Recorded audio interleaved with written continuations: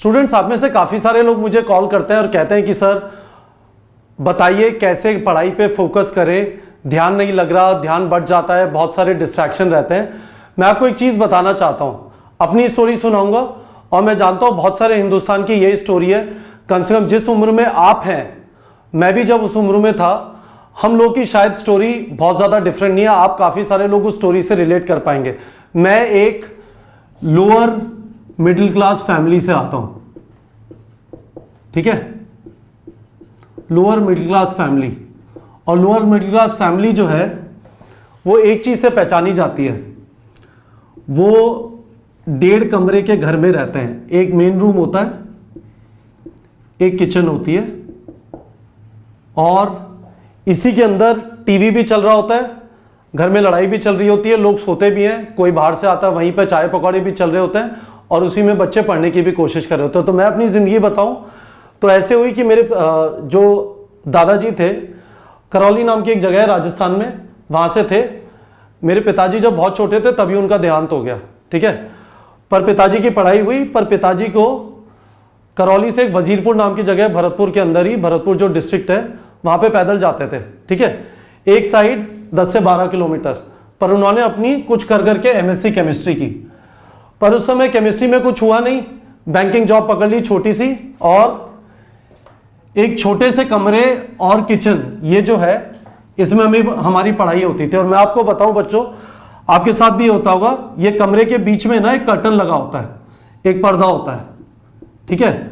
हमारे इस पर्दे के पास में एक ट्रंक रखा होता था जिसमें सामान होता था, यहाँ पे बिस्तर था। और मुझे याद है 1982 के जब एशियन गेम्स हुए थे तो मैं क्या करता था, उस समय पे मेरी उम्र 4 साल थी, ठीक है, यहाँ से जंप करता था, ठीक है, जिम्नास्ट को देखता था एशियन गेम्स और ये खेलता है ना, ये चीज करते थे। पर घर में एक चीज क्लियर थी, न्यूट्रिशन यानी हेल्थ और एजुकेशन पे कॉम्प्रोमाइज नहीं होगा। शर्ट जो है 6 महीने की जगह 2 साल पहननी पड़े, किसी रिश्तेदार की पहनने पड़े, कोई बड़ा भाई चचेरा ममेरा है उसकी पहनने पड़े, वो चल जाएगा।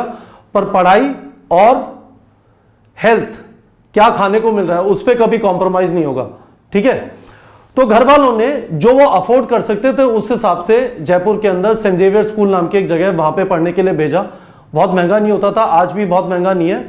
और 97 में मेरा आईआईटी दिल्ली में सिलेक्शन हो गया, ठीक है। और उसके बाद एक बार जब सिलेक्शन हो गया तो उसके बाद अपना रास्ता मिल गया मुझे। मेहनत की मैंने, ठीक है, ऐसा नहीं है ये वाली चीजें बिना मेहनत की हुई, ठीक है, जबरदस्त मेहनत हुई है। 4 साल पहले बैंगलोर में काम किया, अमेरिका गया 2005 में, 2007 तक एमबीए किया, अमेरिका में यूएस एयरफोर्स के साथ काम किया, 2-3 कंपनीज के साथ काम किया, वापस आया इंडिया और फिर काफ़ी बड़ी बड़ी कंपनियों के साथ काम किया। इन सारी जगहों पे काम किया, Canada, Europe, China, Africa, middle east, India वगैरह। अब आपके लिए इतनी सी डिफरेंट चीज़ है कि आपका आईआईटी दिल्ली की जगह लिख देता हूं, ठीक है, स्टोरी एग्जैक्टली सेम हो जाती है। Selected in Maulana Azad medical college in 2020, ठीक है। और ये जो सारी चीजें, चलिए यहां पे हॉस्पिटल के नाम लिख लेते हैं, ठीक है, हॉस्पिटल 1, हॉस्पिटल 2, हॉस्पिटल 3, ना जाने आप कितने हॉस्पिटल में काम करेंगे, ठीक है। यहां तक की स्टोरी आप में से बहुत सारे लोगों की सेम होगी। आप ये समझ लीजिए स्टूडेंट्स कि यदि आप इस समय मेहनत करेंगे, आप यदि इस हालत में हैं, मुझे पता है बहुत सारे लोग होंगे, आपके पास ये ऑप्शन नहीं है कि आप बहाना बनाएं, आप खुद से बोलें कि मुझे तो साधन नहीं मिले, मैं क्या करता, जो पापा ने जिंदगी जी मैं भी वही जी लूंगा, ठीक है। ये ऑप्शन आपके पास नहीं है, ये ऑप्शन उनके पास है जिनके पास बहुत पैसा है, ठीक है। यदि बच्चे का गवर्नमेंट कॉलेज में नहीं हुआ, चलो 120 नंबर आ जाएंगे, क्वालिफाई हो जाएगा, इस प्राइवेट कॉलेज में या उस प्राइवेट कॉलेज में 80 लाख 1.25 करोड़ का खर्चा 5 साल का कर देंगे, उसके बाद बच्चे के लिए क्लिनिक भी बनवा देंगे, 2 करोड़ में पीजी करा देंगे। ये ऑप्शन ज्यादातर आप में से लोगों के पास नहीं है, इस बात को समझ लीजिए। बहुत सारे लोग जो हल्ला करते हैं कि नीट का एग्जाम गलत है, होना नहीं चाहिए, आपको यह बात समझनी चाहिए कि नीट जैसे एग्जाम के थ्रू ये एग्जाम आप पैसे से नहीं निकाल सकते। इस एग्जाम में सिर्फ काबिलियत मैटर करती है, ठीक है। आप में यदि कुव्वत है, आपने मेहनत की, ठीक है, और आप कुछ पाना चाहते हैं, ठीक है, तो नीट के एग्जाम के थ्रू आप इंडिया के बेस्ट मेडिकल कॉलेज में पहुंच जाएंगे। उन मेडिकल कॉलेज में एम्स के अंदर, मौलाना आजाद, ये जो कॉलेजेस हैं बड़े बड़े, केजीएमसी है, बीएचयू है, इन जगहों पे आप पैसे देके नहीं पहुंच सकते, नहीं तो हर अमीर आदमी का बेटा इन्हीं कॉलेजेस में होता। यहां पे सिर्फ मेहनत के थ्रू पहुंच सकते हैं, ठीक है। तो ये एक अच्छी चीज है, फर्क नहीं पड़ता आप कहां पे पैदा हुए। जब आप ये एग्जाम निकाल देंगे तो रोहन जी जाने जाएंगे इस बात से, या उनके पिताजी इस बात से जाने जाएंगे कि वो रोहन के बेटे हैं, अब वो रोहन के पिताजी हैं, ठीक है। मेरा जब सिलेक्शन हो गया आईआईटी दिल्ली के अंदर, तो मेरे पिताजी इस चीज से जाने लगे कि ये कपिल के पिताजी हैं, ठीक है। तो आप ये बात समझ लीजिए स्टूडेंट्स, आपकी जिंदगी ये हो सकती है 1.5 कमरे की जिंदगी किराए पे, पर इसके बाद आप कहां ले जाएंगे वो आपके हाथ में है। बहुत सारे स्टूडेंट्स जो हमारे प्लेटफॉर्म से वीडियो कोर्स खरीदते हैं, वो इसलिए खरीदते हैं क्योंकि वो कोचिंग नहीं जा सकते, ठीक है। वो जब खरीदते हैं तो ऐसा नहीं है कि हमारा कोर्स फ्री है, ठीक है, साल की 40,000 फीस है, ठीक है।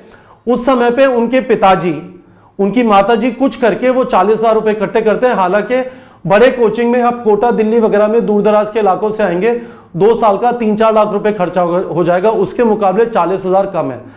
वहां के मुकाबले बेहतर टीचर मिल जाएंगे घर बैठे, ठीक है।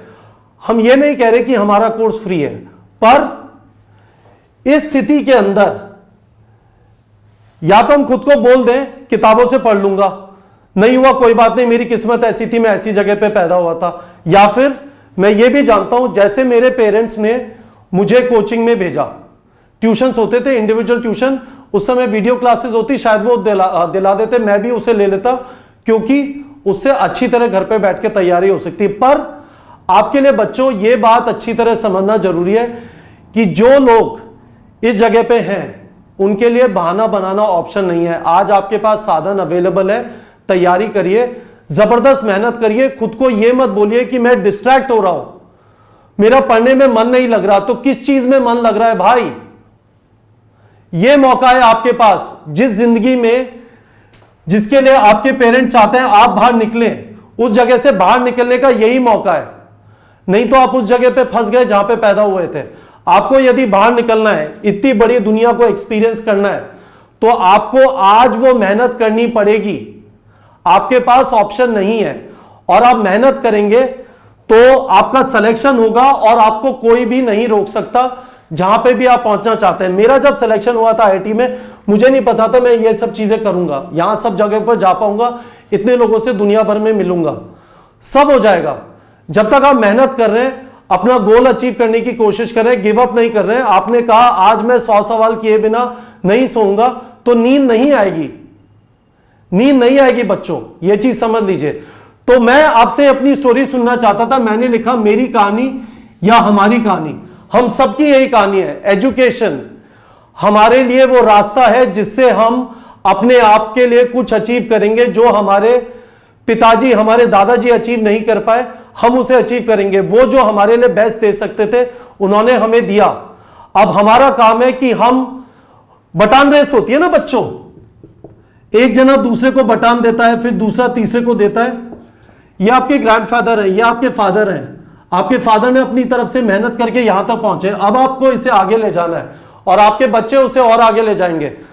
पर उसके लिए मेहनत करनी होगी, बहाने नहीं। मेहनत करिए, जो आप अचीव करना चाहते हैं कर पाएंगे।